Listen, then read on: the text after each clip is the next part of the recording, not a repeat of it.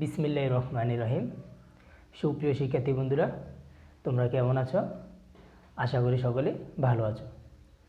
আজকে আমি তোমাদের মাঝে আবারও অনলাইন ক্লাসে উপস্থিত। আজকে আমি নবম দশম শ্রেণীর রসায়ন একাদশ অধ্যায় নিয়ে আলোচনা করব। আশা করি তোমাদের ভালো লাগবে। নবম দশম শ্রেণীর মূলত এটা দশম শ্রেণীতে উঠলে নবম শ্রেণী তারা পাবে না, দশম শ্রেণীতে যখন উঠবে তোমরা তখন এই একাদশ অধ্যায়টা পাবে।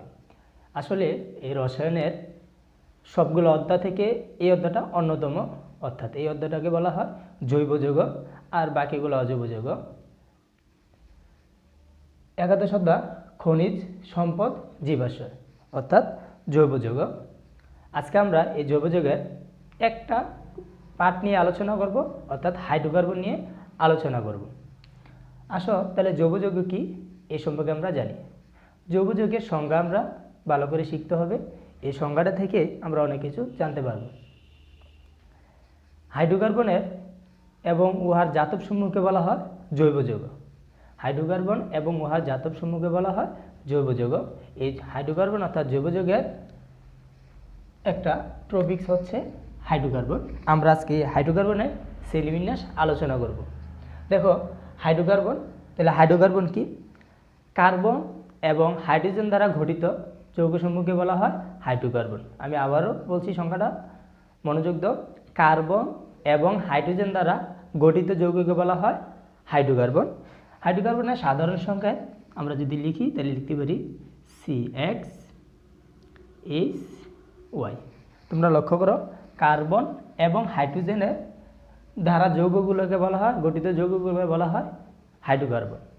হাইড্রোকার্বনকে দুই ভাগে ভাগ করা যায়। হাইড্রোকার্বনকে দুই ভাগে ভাগ করা যায়, একটা হচ্ছে এলিফ্যাটিক হাইড্রোকার্বন আর একটা হচ্ছে অ্যারোমেটিক হাইড্রোকার্বন। আসো অ্যারোমেটিক হাইড্রোকার্বন কি? অ্যারোমেটিক হাইড্রোকার্বন এক বা যে সকল যৌগতে এক বা একাধিক বেনজিন, আবার লক্ষ্য করো, যে সকল যৌগতে এক বা একাধিক বেনজিন চিত্র নেয়, অর্থাৎ বেনজিন চিত্রের ন্যায় বন্ধন গঠন করে, ওই সকল যৌগগুলোর বলা হয় অ্যারোমেটিক হাইড্রোকার্বন। দেখো আমরা বেনজিন রাখবো,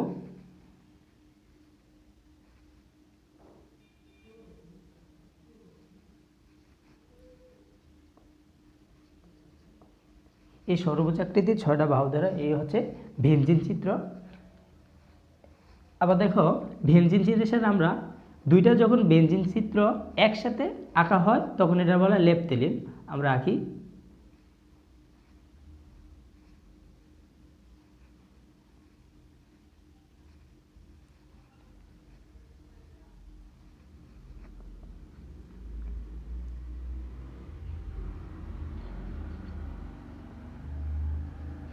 দেখো এটা হচ্ছে বেনজিন চিত্র আর এটা হচ্ছে লেপথেলিন।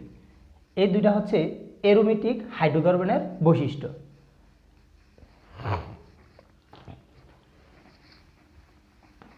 এবার দেখো এলিফ্যাটিক হাইড্রোকার্বন। এলিফ্যাটিক শব্দের অর্থ চর্বিজাত, অর্থাৎ আমরা এলিফ্যাটিককে বলতে পারি চর্বিজাত হাইড্রোকার্বন। চর্বিজাত হাইড্রোকার্বন মানে হচ্ছে এলিফ্যাটিক হাইড্রোকার্বন। এলিফ্যাটিক হাইড্রোকার্বনের সংজ্ঞাটা আমরা অ্যারোমেটিক হাইড্রোকার্বনের সংজ্ঞা থেকে শিখতে পারি, অর্থাৎ যে ধর্ম যে বৈশিষ্ট্যগুলা অ্যারোমেটিক হাইড্রোকার্বনে বিদ্যমান, আর এই বৈশিষ্ট্যগুলো যদি এলিফ্যাটিক হাইড্রোকার্বনে না থাকে তাহলে ওইটাই হচ্ছে এলিফ্যাটিক হাইড্রোকার্বন। অর্থাৎ বেনজিন চিত্রের ন্যায় এক বা একাধিক বন্ধন যদি কোনো হাইড্রোকার্বনের মধ্যে না থাকে বা কোনো যৌগের মধ্যে না থাকে তখন আমরা বলতে পারি এটাকে এলিফ্যাটিক হাইড্রোকার্বন। এলিফ্যাটিক হাইড্রোকার্বনকে আবার দুই ভাগে ভাগ করা যায়, একটা হচ্ছে মুক্ত শিকল হাইড্রোকার্বন আর একটা বদ্ধ শিকল এলিফ্যাটিক হাইড্রোকার্বন। বদ্ধ শিকল আর মুক্ত শিকল, দেখো মুক্ত শিকল এলিফ্যাটিক হাইড্রোকার্বন, তার সংজ্ঞা আমরা জানব। মুক্ত শিকল কি?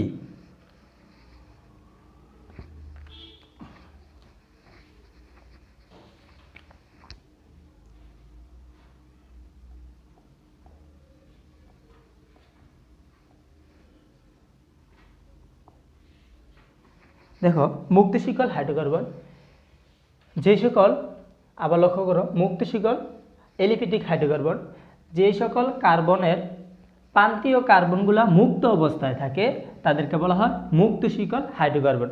অর্থাৎ যে সকল যৌগে প্রান্তীয় কার্বনগুলা মুক্ত অবস্থায় থাকবে তাদেরকে বলা হয় মুক্ত শিকল হাইড্রোকার্বন। তাহলে আমি এখানে দেখতে পাচ্ছি তার প্রান্তের কার্বনগুলা দেখো মুক্ত অবস্থায় আছে, এই পাশে তার প্রান্তের কার্বনগুলা মুক্ত অবস্থায় আছে।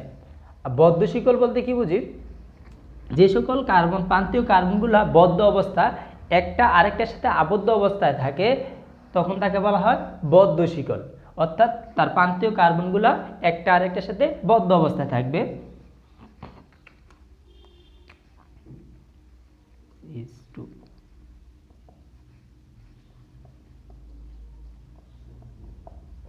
দেখো তার প্রান্তীয় কার্বনগুলা বদ্ধ অবস্থায় আছে, একটা কার্বন আরেকটার সাথে বন্ধনে আবদ্ধ আছে। ঠিক এই পাশে দেখো সেম চারটা তার, এই কার্বনটা তার দুই পাশ থেকে তাকে ঘিরে রেখেছে, তাহলে এটা একটা বদ্ধ শিকল এলিফ্যাটিক হাইড্রোকার্বন। তাহলে আমরা এলিফ্যাটিক হাইড্রোকার্বনকে দুই ভাগে ভাগ করলাম, মুক্ত শিকল আর বদ্ধ শিকল। মুক্ত শিকলের সংজ্ঞা বললাম, যে সকল যৌগের প্রান্তীয় কার্বন দ্বারা মুক্ত অবস্থায় থাকে তাদেরকে মুক্ত শিকল হাইড্রোকার্বন বলি। আমি উদাহরণের মাধ্যমে তোমাকে দেখালাম।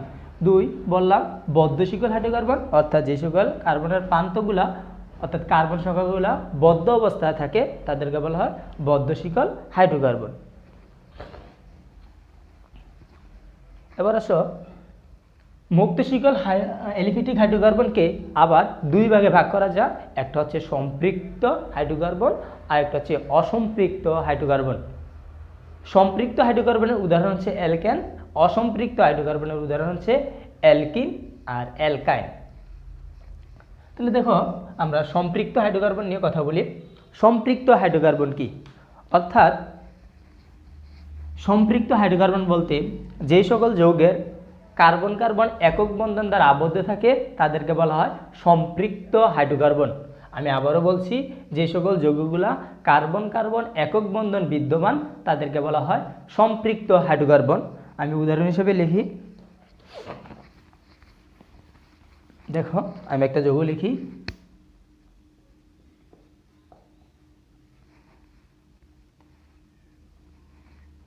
এটা যৌগটার নাম হচ্ছে বিউটেন। এই যৌগটার নাম হচ্ছে বিউটেন। এই বিউটেন একটা সম্পৃক্ত হাইড্রোকার্বনের উদাহরণ। তাহলে আমি সম্পৃক্ত হাইড্রোকার্বন বলছিলাম যে কার্বন কার্বন একক বন্ধন যদি বিদ্যমান থাকে তাহলে ওই যৌগটাকে বলা হয় সম্পৃক্ত হাইড্রোকার্বন। তাহলে এই বিউটেনের আমি যদি গাঠনিক চিত্র অঙ্কন করি, গাঠনিক চিত্র লিখি, তাহলে দেখো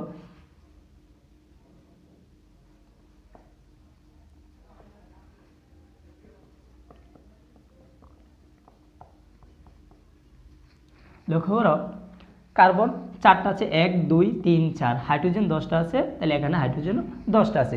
তুমি লক্ষ্য করো এই যে তার গঠনটা, তাকে যদি আমরা আরো গাঠনিক সংকেতে রূপান্তর করি তাহলে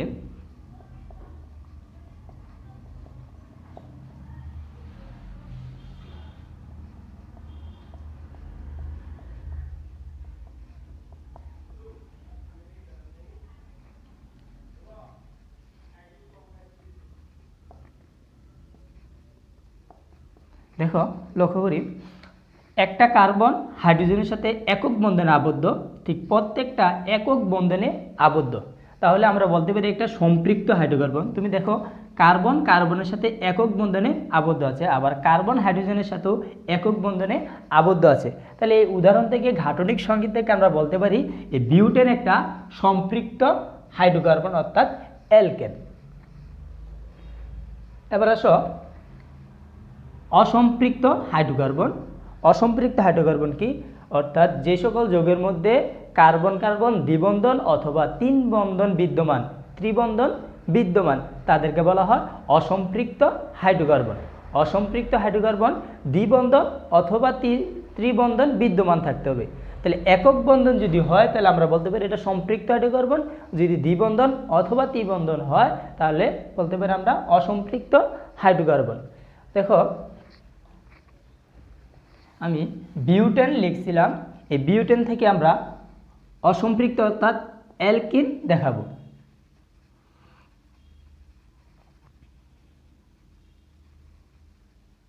এখানে একটা হাইড্রোজেন যদি মুছে দেই তাহলে এখানে 2 বন্ধন আবদ্ধ হয়।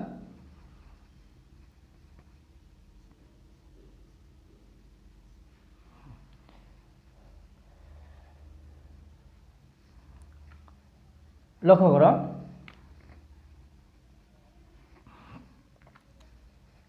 সবাই লক্ষ্য করো এবার অ্যালকিন অসম্পৃক্ত হাইড্রোকার্বন। দেখো কার্বন এই কার্বনের সাথে 2টা ডাবল বন্ড দ্বারা আবদ্ধ। এখন একটা কার্বন তার হাত 4 অর্থাৎ তার যোজনী 4 সে 4টা হাইড্রোজেনকে ধরতে পারবে।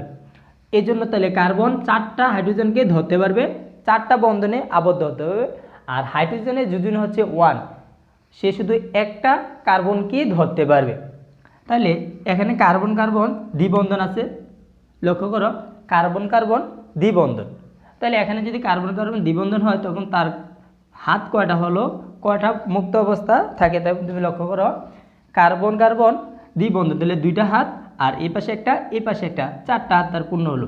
এই পাশে তুমি লক্ষ্য করো একটা হাত 2টা হাত, তাহলে এখানে আছে একটা, আবার লক্ষ্য করো এদিকে একটা হাত এদিকে একটা হাত, 2টা বন্ধন আর এই পাশে 2টা, টোটালি 4টা। সম্পূর্ণটা একটা কার্বন 4টা বন্ধনে আবদ্ধ অবস্থায় থাকে। তাহলে একটা কার্বন 4টা হাইড্রোজেনকে ধরে, তাহলে এখানে যদি দ্বিবন্ধন হয় তাহলে আমরা বলতে পারি এটা একটা অ্যালকিন। এখানে যদি দ্বিবন্ধন থাকে তাহলে আমরা বলতে পারি এটা একটা অ্যালকিন। এবার আসো অ্যালকিনে আমরা নামটা বলবো এটা বিউটাইন।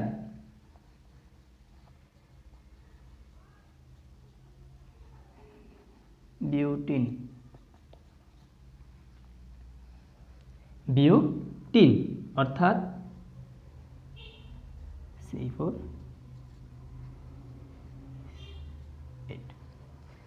আমরা একটু পরে অর্থাৎ কিভাবে তার নাম বিউটিন হলো, কিভাবে তার নাম বিউটেন হলো এগুলো নিয়ে আলোচনা করব। একটু পরে আমরা এগুলো নিয়ে আলোচনা করব, এখন তোমরা শুধু তার নামগুলো দেখে যাও।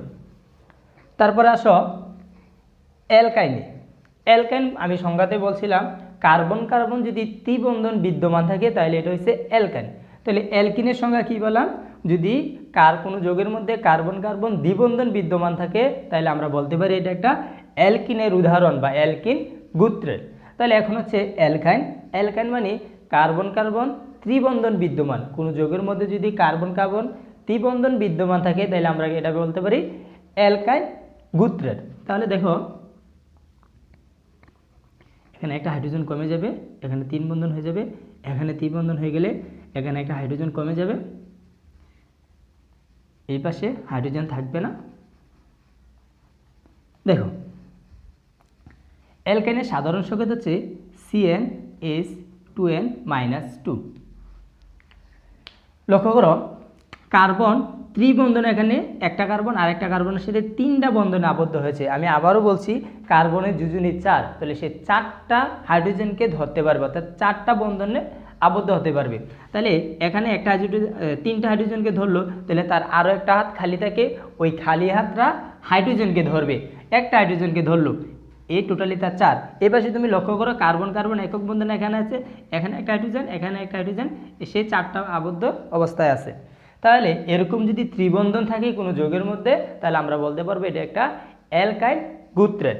তাহলে এই যৌগটার নাম যদি আমরা বলি তাহলে আমরা বলতে পারি বিউটাইন।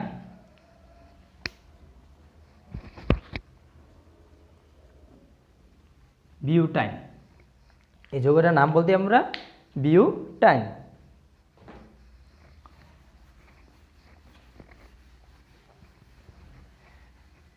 দেখো আমি আবারও বলছি হাইড্রোকার্বনকে 2 ভাগে ভাগ করা যায়, এলিফ্যাটিক হাইড্রোকার্বন, অ্যারোমেটিক হাইড্রোকার্বন। এলিফ্যাটিক হাইড্রোকার্বনকে আমরা 2 ভাগে ভাগ করতে পারি, মুক্ত শিকল এলিফ্যাটিক হাইড্রোকার্বন, বদ্ধ শিকল এলিফ্যাটিক হাইড্রোকার্বন। এখানে মুক্ত শিকল এলিফ্যাটিক হাইড্রোকার্বনকে আবার 2 ভাগে ভাগ করলাম আমরা, সম্পৃক্ত হাইড্রোকার্বন আর অসম্পৃক্ত হাইড্রোকার্বন। সম্পৃক্ত হাইড্রোকার্বনের উদাহরণ হিসেবে আমরা অ্যালকেন বললাম, অসম্পৃক্ত হাইড্রোকার্বনে আমরা বললাম অ্যালকিন, অ্যালকাইন। আমরা এখন নামকরণগুলা শিখব, সম্পৃক্ত আর অসম্পৃক্ত হাইড্রোকার্বনের নামকরণগুলা। অ্যালকেন, অ্যালকেনের সাধারণ সংকেত CnH2n+2। অ্যালকেনের সাধারণ সংকেত হচ্ছে CnH2n+2। আমি অ্যালকেন গ্রুপের কতগুলো নাম লিখব। মিথেন,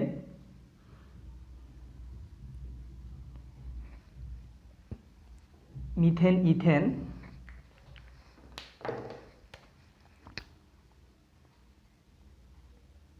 প্রোপেন,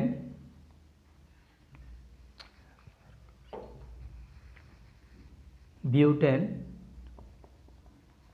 দেখো আমি এই 4টা লিখলাম, বাকিগুলো এভাবে 5টা লিখি। পেন্টেন,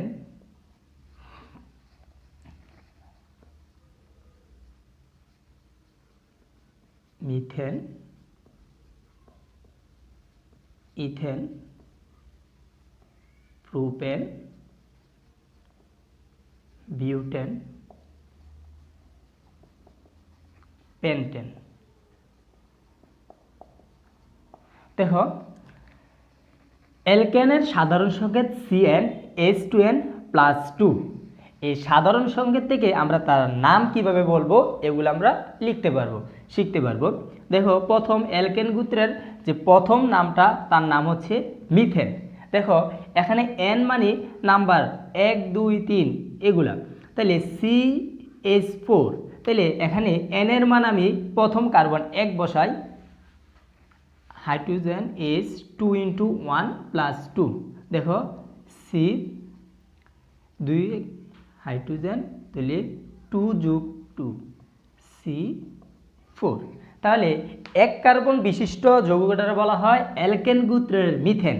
1 কার্বন বিশিষ্ট যৌগগুলোরে বলা হয় অ্যালকেন গোত্রের মিথেন। কিভাবে হলো তার সাধারণ সংকেত থেকে আমরা নির্ণয় করতে পারলাম। তাহলে সাধারণ সংকেত n এর মান যখন 2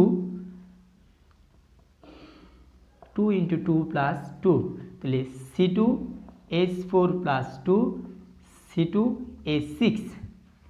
তাহলে দেখো কার্বন সংখ্যা 2, এই যৌগটার নাম হচ্ছে ইথেন। এই যৌগটার নাম হচ্ছে ইথেন। কিভাবে আমরা যৌগটার নাম ইথেন করলাম, তা আমি অ্যালকেনের সাধারণ সংকেতে n এর মান 2 বসিয়ে আমরা দেখলাম C2H6 আসে। তাহলে এইভাবে C এর মান, C যদি 2টা হয়, হাইড্রোজেন যদি 6টা হয়, তাহলে আমরা বলতে পারি এটা ইথেন। অনুরূপভাবে প্রোপেন, বিউটেন, পেন্টেন এই নামগুলো আমরা শিখে নেব।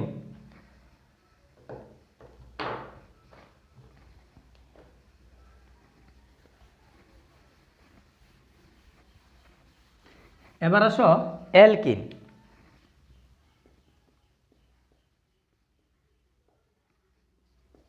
অ্যালকিনের সাধারণ সংকেত CnH2n, অর্থাৎ কার্বন সংখ্যা যত হাইড্রোজেন সংখ্যা তার ডাবল। অ্যালকিনের সাধারণ সংকেত কার্বন সংখ্যা যত হাইড্রোজেন সংখ্যা তার ডাবল। তাহলে অ্যালকেনের প্রথম সদস্য নেই, দ্বিতীয় হচ্ছে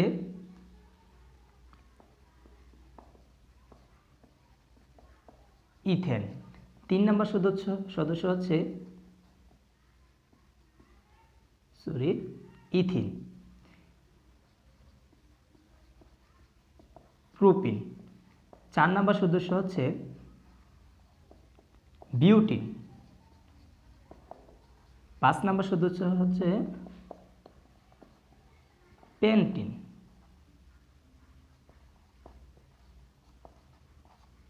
তোমরা লক্ষ্য করো অ্যালকিনের সাধারণ সংকেত CnH2n। আমি বললাম অ্যালকিন গোত্রের যে প্রথম সদস্য তার অনুপস্থিত। এখানে কেন সে অনুপস্থিত আমরা লক্ষ্য করি। তাহলে প্রথম সদস্য n এর মান 1 হবে, তাহলে লিখি 1 2 × 1, তাহলে CH2 আসে।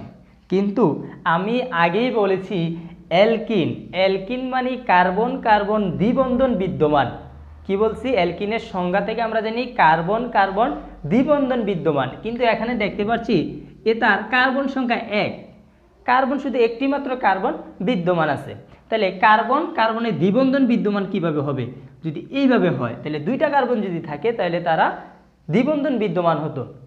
সুতরাং যেহেতু তার কার্বন কার্বন দ্বিবন্ধন বিদ্যমান, সেহেতু এখানে তার প্রথম সদস্য অনুপস্থিত। অর্থাৎ যদি অ্যালকেনের মতো মিথেন আমরা অ্যালকিনে বলতাম মিথিন, কিন্তু এই যৌগটা এখানে এই নামটা অনুপস্থিত। তাহলে অ্যালকিন শুরু হয় 2 নাম্বার থেকে, 2 নাম্বার সদস্য থেকে। অ্যালকিন শুরু হয় 2 নাম্বার সদস্য থেকে। 2 নাম্বার সদস্যের নাম হচ্ছে ইথিন। তাহলে দেখো ইথিনে অ্যালকিনের সাধারণ সংকেত আমি বসাই, এন এর মান 2 বসাই, 2 × 2, তাহলে C2H4। এই যৌগটার নাম হচ্ছে ইথিন। কার্বন কার্বন দ্বিবন্ধন, তার গাঠনিক সংকেতে আমরা লক্ষ্য করি কার্বন কার্বন। দেখো এখানে হাইড্রোজেন 4টা আছে, হাইড্রোজেন আছে 4টা, কার্বন আছে 2টা। তাহলে আমি হাইড্রোজেন হাইড্রোজেন এটাতে 2টা দিলাম, এখানে 2টা দিলাম। লক্ষ্য করো, তাহলে আমরা জানি কার্বনের যোজনী 4 আর হাইড্রোজেনের যোজনী হচ্ছে 1। তাহলে কার্বনের যোজনী যদি 4 হয়, হাইড্রোজেনের যোজনী যদি 1 হয়, হাইড্রোজেন একটা কার্বনকে আবদ্ধ করতে পারবে, হাইড্রোজেন একটা কার্বনের সাথে অর্থাৎ বন্ধন গঠন করতে পারবে। তাহলে এখানে যদি তার দ্বিবন্ধন দেই, কারণ কার্বন 4টা বন্ধন গঠন করতে পারবে, তাহলে দ্বিবন্ধন যদি আমরা দেই, তাহলে এখানে 2টা হাত, এই পাশে তার 2টা হাত, টোটালি তার 4টা হাত হয়। এই যে এখানে একটা দ্বিবন্ধন আসলো, অর্থাৎ এই যৌগটাই হচ্ছে অ্যালকিন গোত্রের ইথিন। অনুরূপভাবে প্রোপিন, বিউটিন, পেন্টিন এই যৌগগুলোর নাম তোমরা বাড়ির কাজ হিসেবে লিখে রাখবা। দেখো এবার আসি আমরা অ্যালকাইনে।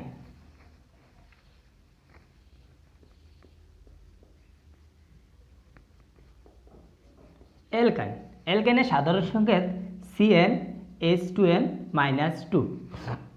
অর্থাৎ কার্বন সংখ্যা যত, হাইড্রোজেন সংখ্যা তার ডাবলের চেয়ে 2 কম। কার্বন সংখ্যা যত, হাইড্রোজেন সংখ্যা তার ডাবলের চেয়ে 2 কম। অ্যালকাইনের প্রথম সদস্য নেই, দ্বিতীয় সদস্য H2।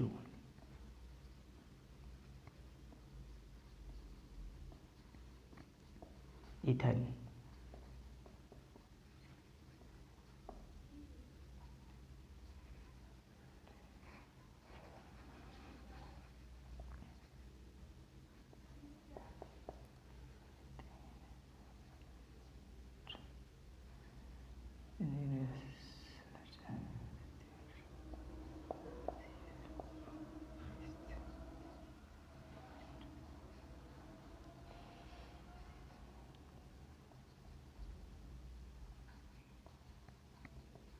প্রোপাইন,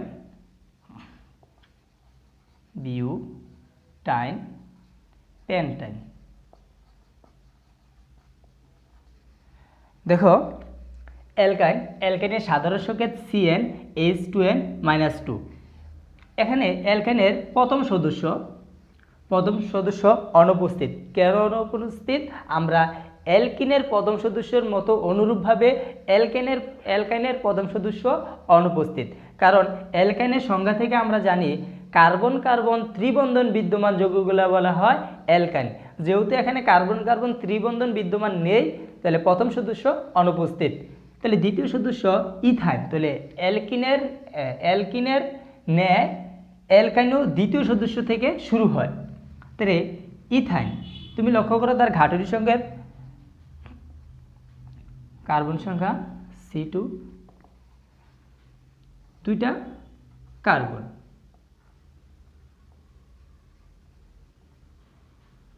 একটা হাইড্রোজেন।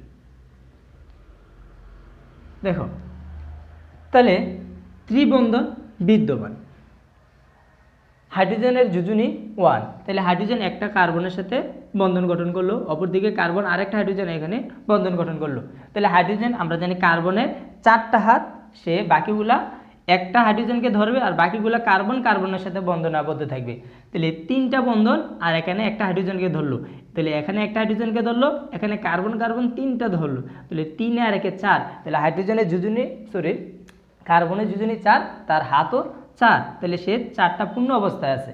তাহলে আমরা একটা ত্রিবন্ধন আছে বিধায় আমরা এটা বলতে পারি অ্যালকাইন। তাহলে এটা অ্যালকাইন গোত্রের ইথাইন, এই যৌগটার নাম হচ্ছে অ্যালকাইন গোত্রের ইথাইন। অনুরূপভাবে 3 যদি 3 বসাও, এন এর মান যদি 3 বসাও, C3 is 2 into 3 minus 2, C3 is 6 minus 2, C3 is 4। লক্ষ্য করো C3H4 এই যৌগটার নাম হচ্ছে প্রোপাইন, কার্বন সংখ্যা 3, তাহলে এই যৌগটার নাম হচ্ছে কি প্রোপাইন। আমরা অ্যালকেন, অ্যালকিন, অ্যালকাইন এই তিনটার সর্বশেষ হচ্ছে অ্যালকাইন, আর অ্যালকাইনের অনুরূপভাবে বাকিগুলা তোমরা নিজেরা বের করে নিবা। দেখো আমি তোমাদের আজকে আলোচনা করলাম হাইড্রোকার্বনের শ্রেণীবিন্যাস।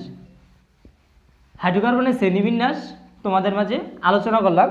পরবর্তীতে আমি এই হাইড্রোকার্বন শ্রেণীবিন্যাসের পরে অ্যালকেন, অ্যালকিন ব্যতীত আরও যে বিভিন্ন যৌগগুলো আছে ওই সকল যৌগগুলোর নামকরণ, তাদের উৎপত্তি, তাদের বৈশিষ্ট্য এগুলো নিয়ে আলোচনা করব। আশা করি তোমাদের আজকের ক্লাসটা অবশ্যই ভালো লাগবে, তোমাদের ক্লাসটা ভালো লাগবে। আর হাইড্রোকার্বন তোমরা ভালো করে বুঝতে হবে, কারণ একাদশ অধ্যায় হাইড্রোকার্বন যদি তোমরা ভালো করে না বুঝো তাহলে পরবর্তী শ্রেণীতে অর্থাৎ একাদশ দ্বাদশ শ্রেণীতে যখন যাবে বেশিরভাগই জৈব যৌগ নিয়ে আলোচনা, অজৈব যৌগ খুবই কম। তাহলে আমরা যদি এই অধ্যায় এই জৈব যৌগটা নিয়ে আলোচনা ভালো করে না বুঝি, ভালো করে এই অধ্যায় এই নবম দশম শ্রেণীতে যদি শিখে না যাই, তাহলে একাদশ দ্বাদশ শ্রেণীতে যেয়ে তুমি অনেক প্রবলেমে পড়তে পারো। তার জন্য অবশ্যই তোমরা ক্লাসগুলো ভালো করে দেখবে। আশা করি সকলে ভালো থাকবে, সুস্থ থাকবে। ধন্যবাদ।